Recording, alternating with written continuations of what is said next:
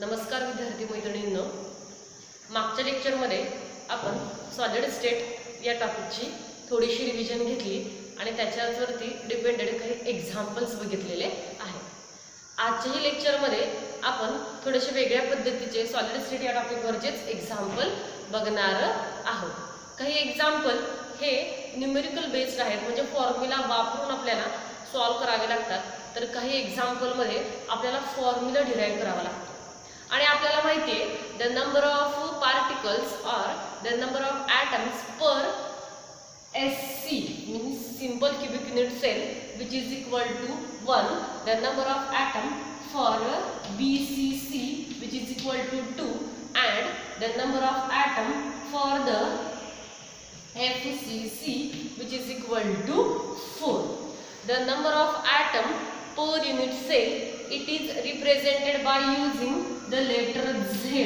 म्हणजे कालच्या लेक्चरमध्ये म्हणजे अगोदरच्या लेक्चरमध्ये आपण काय केलं होतं, the number of atoms or the number of particles which is represented by the letter Z. But in your new syllabus the Z is not used, it is represented by using the letter N. So for the formula of density, if we calculate the density of unit cell having the formula mass upon volume, and here the density which is equal to, we have to write the Z into m upon a cube n to na, where Z is the number of particles or the number of atoms per unit cell, means per SC or BCC or FCC unit cell. Here the Z is replaced by the letter small m. Z म्हणजेच काय आहे इथं, Z which is equal to small n. आत्ताच्या तुमच्या नवीन syllabus मध्ये Z हा कशाने replace केलेला आहे, n. n means the number of atoms or the number of particles. लक्षात आलं सगळ्यांच्या. आता आपण काही वेगळ्या पद्धतीचे एक्झाम्पल बघूया. एक्झाम्पल बघताना मी एक्झाम्पल इथं वाचणार आहे, त्यात दिलेलं काय आहे ते गिवन डेटामध्ये आपण इथं लिहिणार आहे आणि ते एक्झाम्पल सॉल्व करणार आहे. आता आपल्याला एक्झाम्पल असं दिलेलं आहे, तर तुम्हाला अगोदरच आपण असाइनमेंट पाठवलेली आहे, त्याच्यातही तुम्ही बघू शकता. In an ionic crystalline solids atoms of element Y forms the HCP structure. It forms a HCP structure on the lattice. The atoms of element X, दोन atoms of elements आहे, एक आहे Y एक आहे X, occupies the 1/3 of the tetrahedral void. What is the formula of the compound? जर Y हा HCP crystal lattice form करत असेल, HCP लाच आपण म्हणणार आहे CCP आणि त्यालाच आपण म्हणणार आहे FCC. HCP लाच आपण काय म्हणतो, CCP किंवा FCC किंवा त्यालाच आपण काय म्हणतो, HC. For every tetrahedral word the number of atom which is equal to twice n. When it forms a tetrahedral word then the total number of atom which is equal to twice n असं म्हटलं होतं. पण त्यांनी n च्या ऐवजी आपल्याला कुठला element दिलेला आहे, y एलिमेंट दिलेला आहे आणि y आणि x एलिमेंट मिळून एक क्रिस्टल लॅटिस तयार झालेला आहे.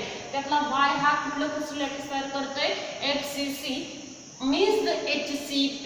आता मग आपल्याला करायचं इथं the atoms of element Y forms CCP structure, therefore Y forms the HCP means the CCP or the FCC structure, and therefore आपण इथं म्हणणार आहे therefore the total number of tetrahedral void generated. Y हे HCP structure तयार करत असेल म्हणजेच FCC structure तयार करत असेल, then it having the tetrahedral void म्हणून त्याचे tetrahedral void किती असते, आपण रेग्युलर लागताच जेव्हा आपण टॉपिक बघत होतो तेव्हा असं म्हटलं होतं, if Y forms the HCP or the CCP structure then the tetrahedral voids are 2Y. If it forms this type of a crystal then the void formation in this type of a structure crystal lattice which is equal to 2Y. म्हणजे Y ची value इथं काय असेल, 2Y. The atom X occupies the atom X occupies the one third of these tetrahedral word.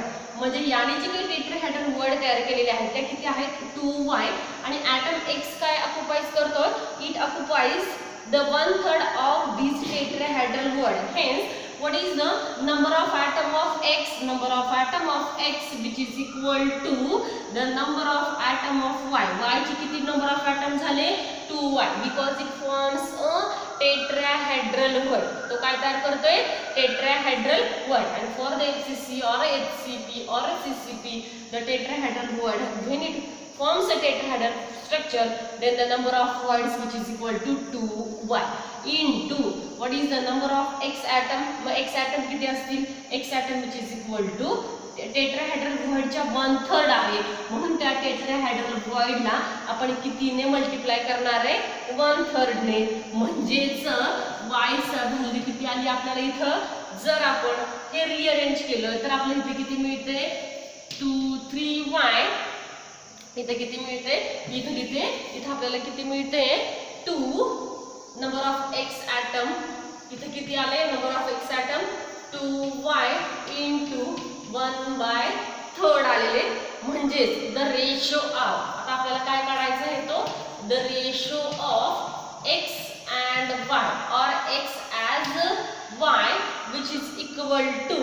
आता इथे आपण काय करूया x as y which is equal to 2y or 2/3y in as to 1y. किती आलेला आहे रेशो हा 2/3 ratio of x and y atom. x atom किती झाले इथं 2/3y. x atom किती झाले बघा इथं दिसतंय 2/3y आणि y atom किती आहे 1 म्हणून x as to y चा जो काही रेशो आहे तो काय आहे 2/3 as to 1. किती आहे 2/3 as to 1. म्हणजेच तो फॉर्म्युला काय तयार होणार आहे x 2/3 and y 1. तो काय फॉर्म्युला येणार आहे x 2/3 आणि y 1. आता हे जर आपल्याला रिअरेंज केलं आपण इथं तर x म्हणजेच आपण होल नंबर मध्ये कन्वर्ट केलं तर इथं काय येणार आहे आपण ह्याला काय करूया 3 ने मल्टिप्लाय केलं तर इथं काय येते 2 as to 3. म्हणजेच हा रेशो आपण कसा लिहू शकतो x2 आणि y3. म्हणजे इथे आपल्याला काय विचारलं होतं लक्षात घ्या सगळ्यांनी y it forms the HCP type of a crystal lattice. If y forms the HCP type of a crystal lattice then the tetrahedral void of that y which is equal to 2y because for every tetrahedral void or every HCP or the CCP or the FCC structure it forms the twice n the number of atoms per void which is equal to किती येतं इथं twice n and therefore void which is equal to 2y. आणि जेव्हा आपण number of x item काढले मग x ॲटमचं काय दिले it is the 1/3 of the tetrahedral word of the y दिलेले. मग y चे टेट्राहेड्रल वर्ड किती झाले इथं 2y आणि त्याचा 1/3 म्हणजे इथे किती झालं 1/3 आणि मग हा जो काही रेशो आहे तो इथे किती येतो इथे लिहिलेला आपण 2/3y and therefore the ratio of x as to y atom. x चे ॲटम किती आले y च्या 2/3y आणि y चा ॲटम किती घेतलेला आहे 1.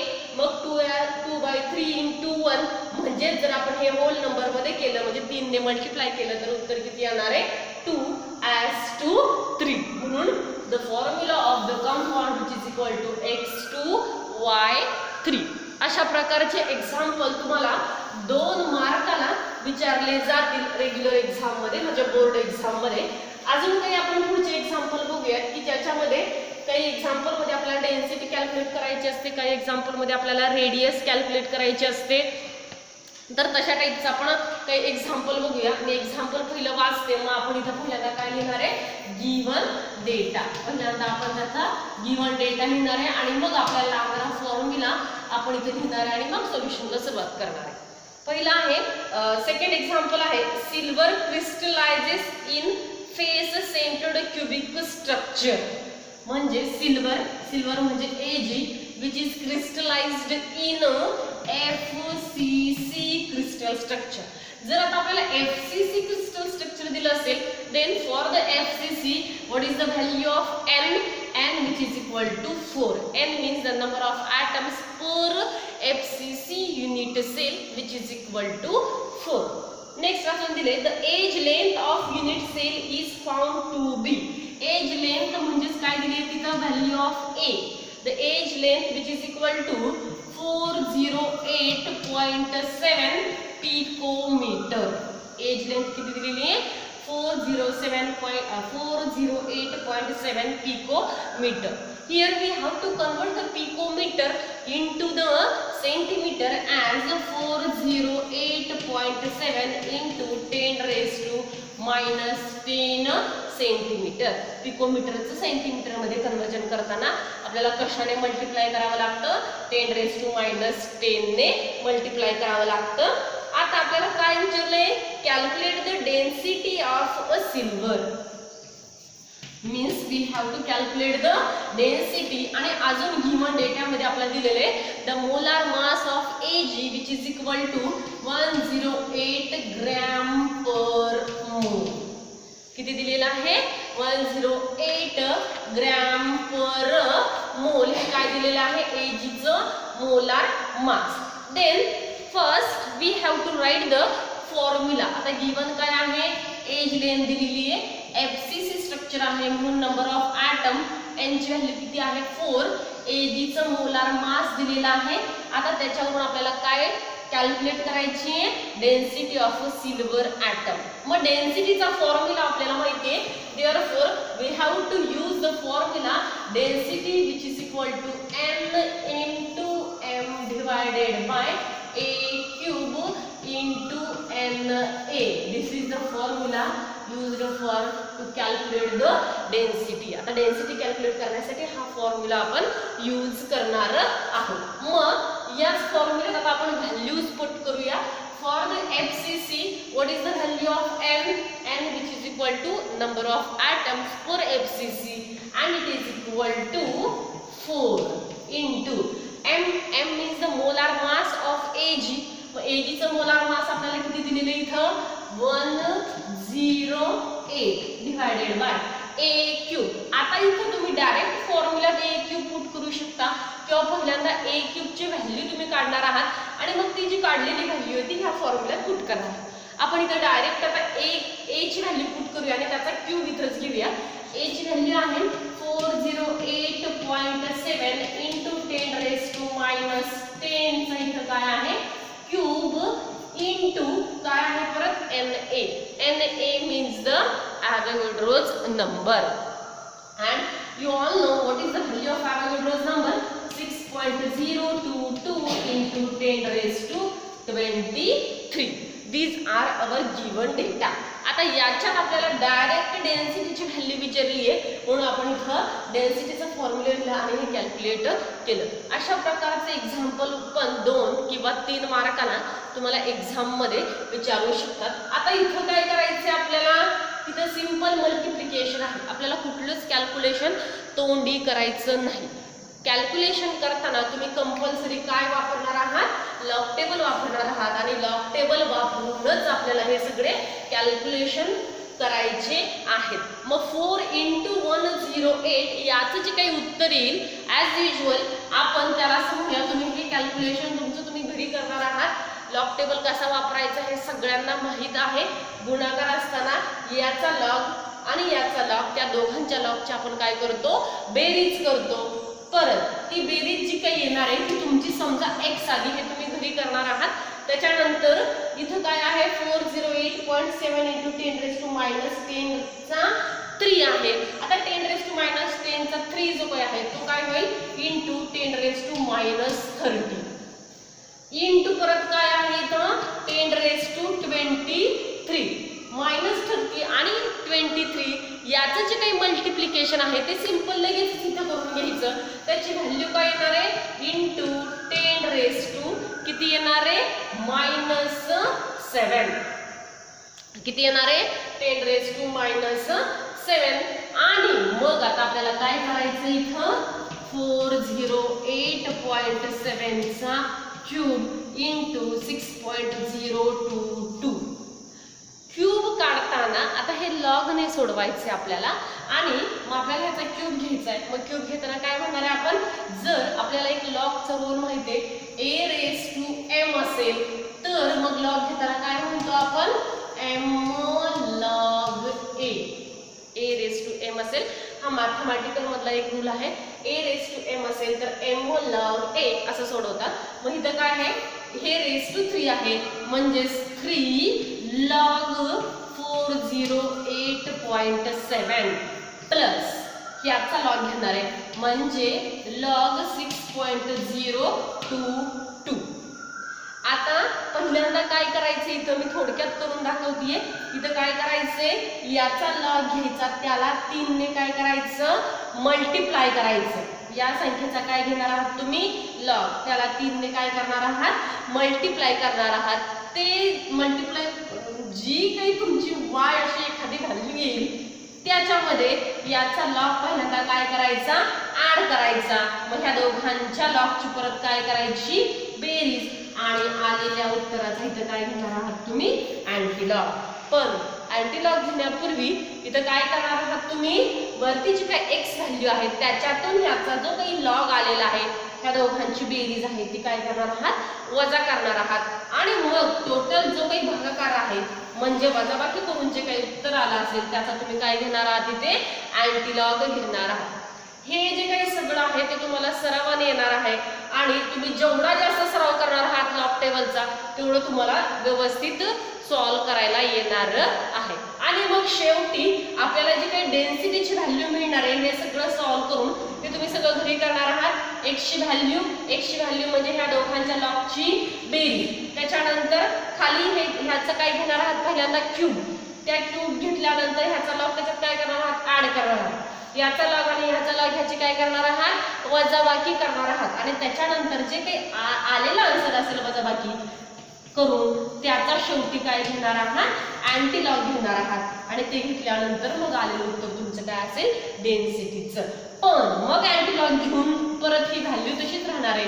हे खाली आहे, वरती गेल्यानंतर काय होतं इथं 10⁻⁷ 10⁻⁷ काय येणार आहे इथं +7. आणि मग बाय कन्वर्जन फॅक्टर वापरून हे तुम्ही काय करणार आहात फ्रॅक्शन मध्ये कन्वर्जन करणार आहात. ते सगळं केल्यानंतर तुमचं जे काही आन्सर येणार आहे डेन्सिटीचं, ते जे काही आन्सर आहे डेन्सिटीचं ते तुमचं असं येणार आहे the density of a silver which is equal to, मी इथं आन्सर देते तुम्ही टॅली करणार आहात तेवढंच उत्तर येते का तुमचं ते बघणार आहात. The density of a silver atom which is equal to 10.51 gram per centimetre cube. किती आन्सर येणार आहे डेन्सिटीचं तुमचं 10.51 ग्रॅम पर सेंटीमीटर क्यूब. हे तुमचं कशाचं आन्सर येणार आहे डेन्सिटीचं आन्सर येणार आहे. लक्षात येते सगळ्यांच्या. आता हे झालं डेन्सिटीवरचं एक एक्झाम्पल. आपण असंच एक एक्झाम्पल घेऊया की त्या एक्झाम्पल मध्ये आपल्याला काय कॅल्क्युलेट करायला सांगितलंय ते बघूयात आपण. नेक्स्ट एक्झाम्पल आहे आपलं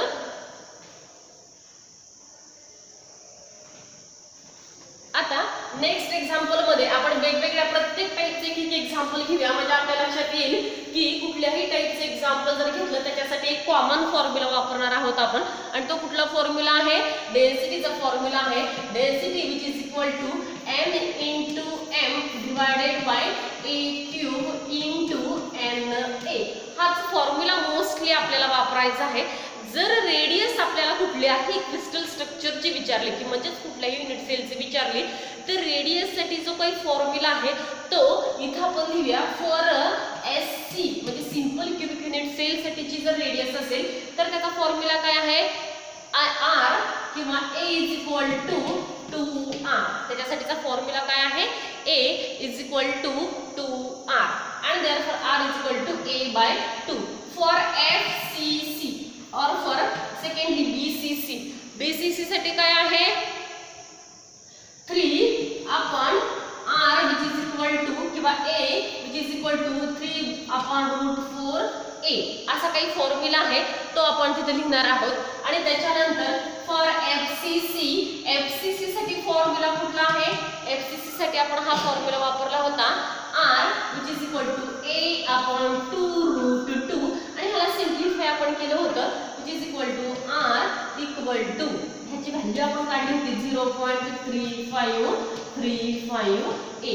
जर आपल्याला डेन्सिटी म्हणजे डेन्सिटी दिली असेल आणि मग तुम्हाला A काढावा लागेल आणि A वरून तुम्हाला R काढावा लागेल असेही काही एक्झाम्पल सॉल्व्ह करावे आपल्याला लागतील. आपण एक पुढचं एक्झाम्पल घेऊया की त्या एक्झाम्पल मध्ये आपल्याला काय विचारले ते आपण बघूया.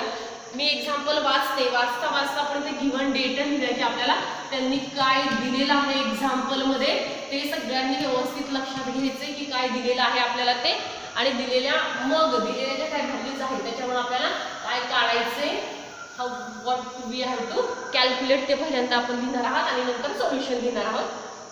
असं दिले आपल्याला silver crystallize in FCC structure with age length. आता स्ट्रक्चर कुठला आहे इथं सुद्धा FCC स्ट्रक्चर आहे म्हणजे त्याचा n किती आहे?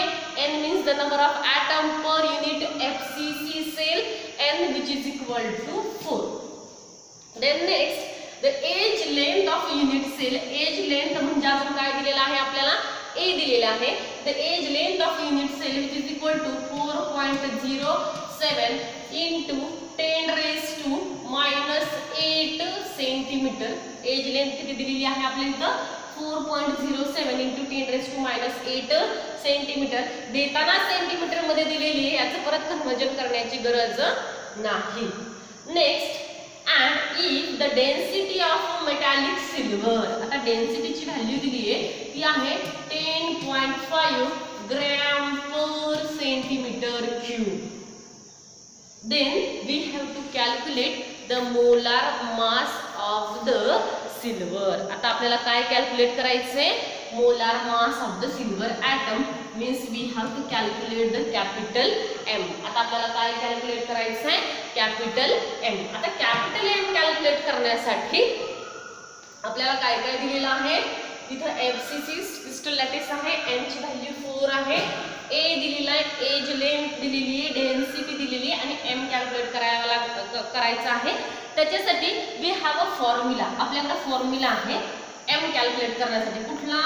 डेन्सिटीचा regular formula. Density which is equal to n into m divided by a cube into na. आता मी मगाशी सांगितल्याप्रमाणे जेव्हा A दिलेला असतो, A मीन्स एज लेंथ आणि एज लेंथ वरून आपल्याला लगेचच व्हॉल्यूम म्हणजे काय असतं? a क्यूब कॅल्क्युलेट करून घेतला तरी चालेल किंवा डायरेक्ट फॉर्म्युल्यात a ची व्हॅल्यू पुट करून तिथं तुम्ही a क्यूब काढला तरी चालेल. दोन्ही पद्धती चालणार आहेत. पण जर तुम्हाला इथं a क्यूब ची व्हॅल्यू काढायची असेल पहिल्यांदा तर मग तुम्ही काय काढणार? which is equal to a ची व्हॅल्यू किती दिली आहे? 4.07 into 10 raised to -8 चा क्यूब आणि मग आपण मगाशी म्हटल्याप्रमाणे 8 3 चा into -24 आणि 4.07 चा इथं काय घेणार आहात तुम्ही? क्यूब घेणार आहात. आता क्यूब घेताना आपल्याला याचा क्यूब तोंडी सोडवता येतोय का? नाही. मग आपण हे कशाच्या सहाय्याने सोडवणार आहे? लॉग टेबलच्या सहाय्याने. मग ते सोडवताना आपल्याला काय करावं लागेल? मग असे सांगितल्याप्रमाणे a raised to m असेल तर काय आहे लॉगचा रूल? 3 लॉग. इथं काय बघणार आहे आपण? 4.07 3 log 4.07 into हे 10 raised to -24 आहे. तसंच आपण इथं लिहिणार आहोत. त्याच्यानंतर 3 आता याचा आपण लॉग पहिल्यांदा बघणार आहोत.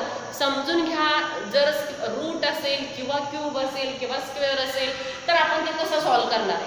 मग इथे काय म्हणणार आहे आपण? 3 into याचा जो काही लॉग येईल ती व्हॅल्यू येईल x असं आपण म्हणूया. 3 ने त्याला मल्टिप्लाय करायचे आणि मग 10 raised to 24 जे काही आहे ते तसंच राहणार आहे. मल्टिप्लाय करून झाल्यानंतरच त्याचा अँटीलॉग बघायचा आहे.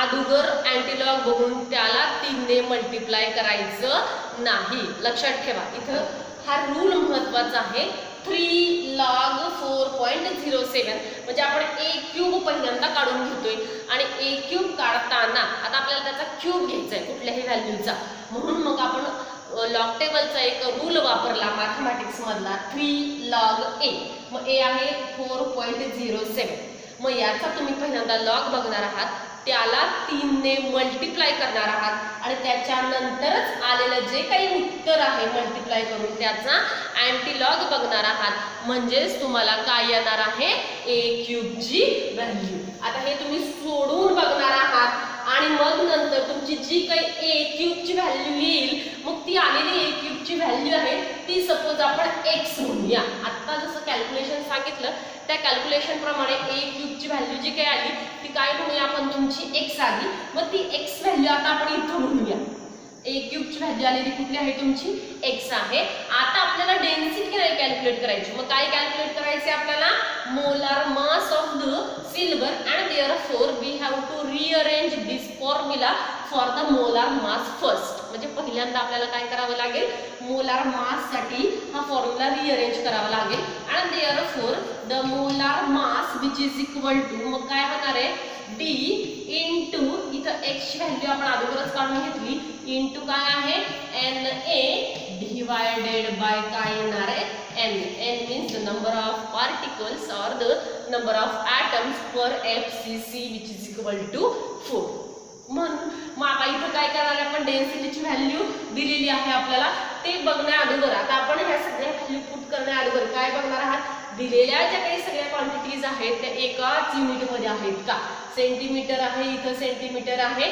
म्हणजे आपण ह्या व्हॅल्यूज आहे तशा वापरू शकतो मागचे जे काही आपण एक्झाम्पल बघितले त्या एक्झाम्पल मध्ये ए जी लेंथ आहे ती पिकोमीटर मध्ये दिली होती पिकोमीटर मधली व्हॅल्यू आहे तशी वापरायची नाही त्याचं कन्व्हर्जन आपण कशामध्ये केलं होतं पहिल्यांदा सेंटीमीटर मध्ये इथं दिलेलं आहे म्हणून परत त्याचं कशात कन्व्हर्जन करत बसायचं नाही मग आता डेन्सिटीची व्हॅल्यू किती दिली आपल्याला 10.5 इनटू x ची व्हॅल्यू आपली आलेली x म्हणजेच a क्यूब आहे आपला की जो आपण अगोदर सोडून घेतलाय into what is the value of Na means the Avogadro's number and having the value 6.022 into 10 raised to 23 divided by what is the value of n equal to 4 for the given FCC crystal structure which is equal to आता इथे आपल्याला काय calculate करायचंय molar mass which is equal to आता हे सोडवताना सुद्धा 10⁻23 आहे तसेच आपण इथे ठेवणार आहोत पहिल्यांदा ह्या तिघांचं मल्टिप्लिकेशन आहे म्हणजेच त्या तिघांच्या लॉगची बेरीज त्या बेरजेतनं लॉग 4 काय करायचा मायनस करायचा आणि मग वजाबाकी करून आलेलं जे काही इथं उत्तर आहे समजा आपण त्याला y म्हणूया त्याचा काय घेणार आहोत आपण इथं अँटीलॉग हे तुम्ही घ्यायचे करायचे प्रत्येकच वेळेस तुम्हाला करून दिल्यानंतर तुम्ही काय करत नाही म्हणून आपण ह्या व्हॅल्यूज तशाच ठेवलेल्या आहेत आणि मग याचा अँटीलॉग घेतल्यानंतर जे काही उत्तर येईल ते उत्तर म्हणजेच काय असणार आहे तुमचं molar mass of the silver structure ते उत्तर तुमचं कशाचं असणार आहे molar mass of the silver structure आणि मग ते जे काही येणार आहे ते तुमचं मोलार मास त्याची व्हॅल्यू इथं मी देते तुम्ही टॅली करायचंय तुमचं उत्तर तेवढंच येते का ते येते 106.5 ग्रॅम पर मोल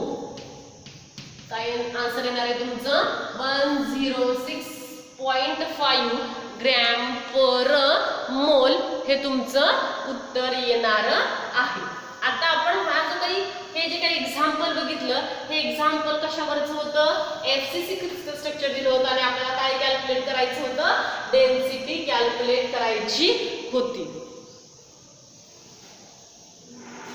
नेक्स्ट आता आपण एक पुढचं एक्झाम्पल बघूया की त्या एक्झाम्पल मध्ये आपल्याला काय काढायला विचारलंय ते बघूयात आपण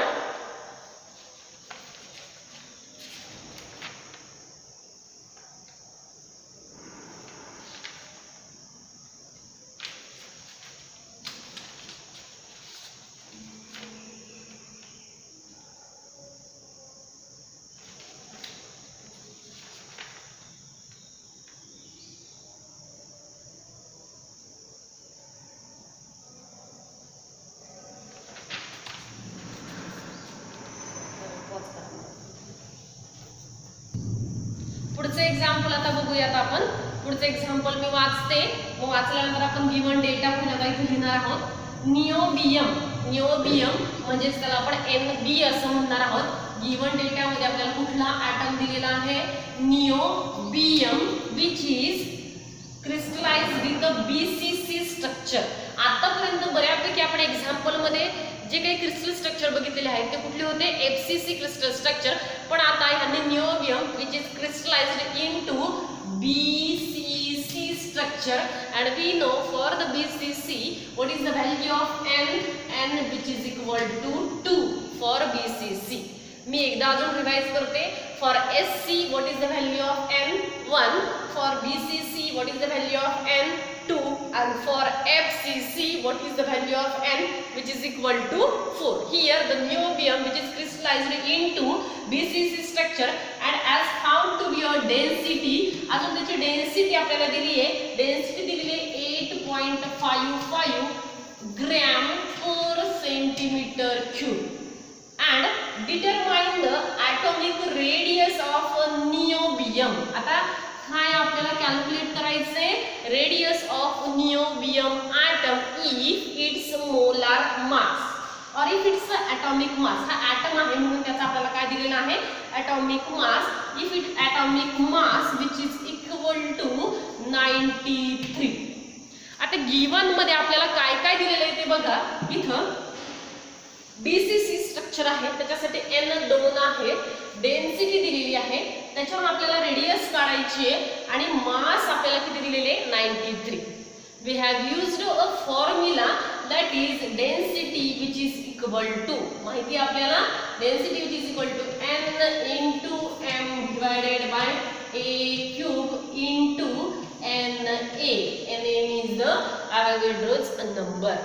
आता जेव्हा आपल्याला R विचारलेलं आहे कॅल्क्युलेट करण्यासाठी, मग इथं कुठं R दिसतोय का? नाही.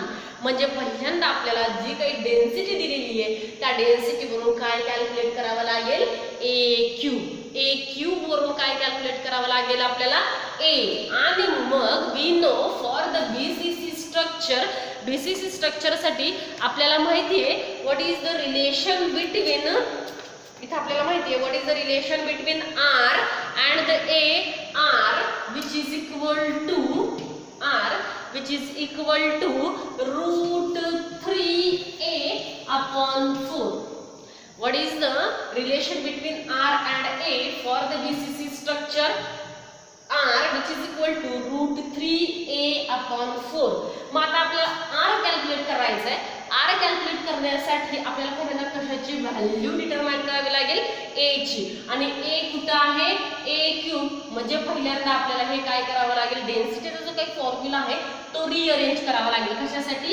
A क्यूब साठी. आणि therefore A cube which is equal to काय येणार आहे मग? N into M divided by D into NA. N ची व्हॅल्यू माहिती आपल्याला for BCC 2. What is the M? M which is equal to 93 divided by what is the value of density? 8.55 gram per centimetre cube दिलेलीच आहे. आणि what is the value of Na? Avogadro's number 6.022 into 10 raised to 23. या सगळ्या ज्या काही values आहेत आता याच्यावरून तुम्हाला काय निघणार आहे? A cube. कशाची व्हॅल्यू निघणार आहे? A क्यूब ची व्हॅल्यू निघणार आहे. पण आपल्याला A क्यूब हवा आहे का? नाही. मग आता A क्यूब ची व्हॅल्यू आता काढताना कसं काढणार आहात? ह्या दोघांचं मल्टिप्लिकेशन म्हणजे ह्या दोघांच्या लॉगची बेरीज. ह्या दोघांचं ही इथं काय आहे? मल्टिप्लिकेशन म्हणजे ह्या दोघांच्या लॉगची बेरीज. या बेरजेतनं ही बेरीज काय करणार आहोत आपण? सबस्ट्रॅक्ट करणार आहोत. आणि मग जे काही आन्सर येईल त्याचा काय घेणार आहोत आपण? अँटीलॉग. आणि अँटीलॉग घेतल्यानंतर कशाची व्हॅल्यू येईल तुम्हाला इथं? A क्यूब ची व्हॅल्यू येईल. मग A क्यूब ची जी काही व्हॅल्यू आली तुमची तुम्ही कॅल्क्युलेट करणार आहात by using the log table. आणि मग ती तुमची व्हॅल्यू आली x असं आपण सपोज करूया. व्हॅल्यू तुमची ती किती येणार आहे? x. हे सगळं तुम्ही सोडवणार आहात. दिस इज फॉर युअर होमवर्क. हे जे काही सगळे कॅल्क्युलेशन्स आहेत हे तुम्हाला होमवर्कसाठी आहेत. जास्तीत जास्त जेवढे तुम्ही कॅल्क्युलेशन करणार आहात तेवढं तुमचं लॉग अँटीलॉग परफेक्ट होणार आहे. म्हणजे कॅल्क्युलेशन्स तुमचे न्यूमेरिकल्स परफेक्ट होतील.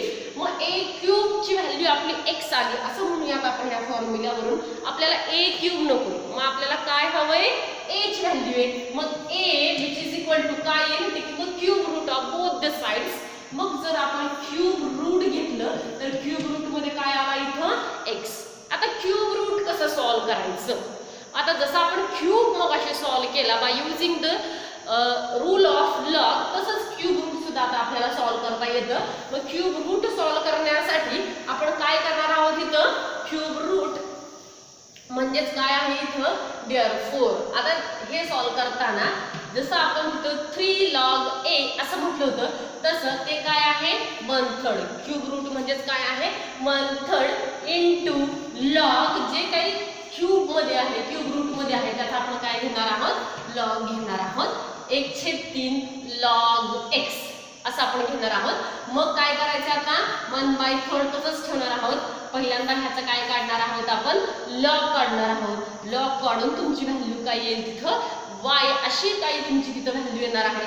आणि मग आता आपला नेहमीचा रूल, पहिल्यांदा याला याने काय करायचं, डिवाइड करायचं. लगेचच लॉग काढला की yचा अँटीलॉग काढायचा नाही. काही वेळेस काय होतं, चुकून काय होतं, आपलं लॉग बघितला की आपण त्याचा अँटीलॉग बघतो आणि अँटीलॉगला 3 ने डिवाइड करतो. तसं करायचं नाही, लक्षात ठेवायचं. पहिल्यांदा लॉग बघायचा, त्याला 3 ने काय करायचं, डिवाइड करायचं. डिवाइड करून जे काही उत्तर आलेलं आहे त्याचा तुम्ही काय पाहणार आहात, अँटीलॉग बघणार आहात. आणि मग तुमचं तिथं जे काय अँटीलॉग बघून आलेलं उत्तर असेल ती काय व्हॅल्यू असेल, ए असेल. आता आपल्याला ए काढायला विचारलंय का, नाही. आता आपल्याला काय विचारलंय, what is the radius of that niobium atom. मग आता आपल्याला ए ची व्हॅल्यू इथं आलेली आहे म्हणून आपण ए ची व्हॅल्यू कुठे पुट करणार, इथं पुट करणार. आणि मग आपल्याला माहिती आहे relation for BCC r which is equal to √3a/4. r which is equal to √3a/4. मग r a ची व्हॅल्यू आलेली इथली जी काही आहे ती तुम्ही इथं पुट करणार आहात. आणि हे सगळं सोडून तुमची जी काही रेडियस येणार आहे त्या रेडियसचा आन्सर असा आहे, radius which is equal to, इथं मी आन्सर सांगते तुम्हाला म्हणजे तुम्ही हे सोडून झाल्यानंतर तुमचं ते टॅली झालं पाहिजे. तुमचं जे काही रेडियसचं आन्सर आहे हे एक्झाम्पलसाठी ते तेवढे येणार आहे, radius which is equal to 1.431 into 10⁻⁻10 metre. म्हणजे आन्सर देताना हे तुमचं कशामध्ये दिलेलं आहे, मीटर मध्ये दिलेलं आहे. तुमचं येताना येईल सेंटीमीटर मध्ये, मग त्याचं कन्वर्जन तुम्ही मीटर मध्ये केलं तरी चालते. सो स्टुडंट्स, आज आपण हे सॉलिड स्टेट पहिला जो काही टॉपिक होता त्या टॉपिकवरचे बऱ्यापैकी मॅक्झिमम एक्झाम्पल, वेगवेगळ्या टाईपचे एक्झाम्पल्स कव्हर केलेले आहेत. अजून काही एक्झाम्पल्स असतील, तुम्हाला जर काही अडचणी असतील तर तुम्ही कॉन्टॅक्ट करू शकता. तोपर्यंत थँक्यू.